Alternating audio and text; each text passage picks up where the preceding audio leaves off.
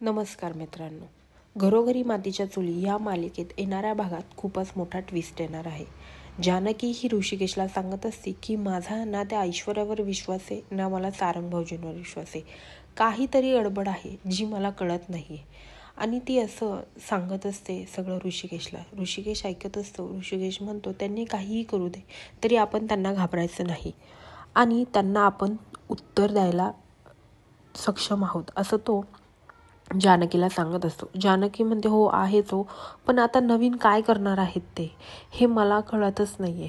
काहीतरी करते एवढं खरं. आणि तिकडं आता ऐश्वर्याने जानकीच्या विरोधात खूप मोठं षडयंत्र रचलेलं असतं आणि ते त्याचं प्लॅनिंग करत असते. इकडे ऐश्वर्याने ऋषिकेशची आई आणलेली असते म्हणजेच पार्वती, जी डुप्लिकेट असते.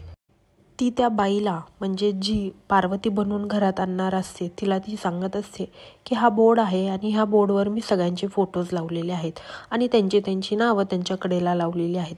तर तुम्ही हे नीट बघा की कुणाचं नाव काय आहे ते. आणि हा आहे ऋषिकेश म्हणजेच पार्वतींचा मोठा मुलगा आणि ही त्याची बायको जानकी.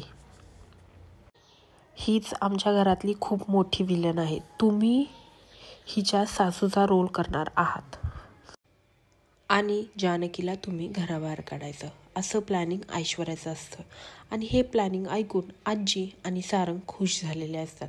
आता खरंच जानकी ओळखू शकेल का की जी ऋषिकेशची आई म्हणून जी घरात बाई घुसली आहे ती खोटी आहे आणि हे सगळं षडयंत्र ऐश्वर्याचं आहे हे सगळ्यांसमोर आणेल का ते पाहण्यासाठी विसरू नका घरोघरी मातीच्या चुली आणि माझ्या चॅनलला सबस्क्राईब करा. धन्यवाद.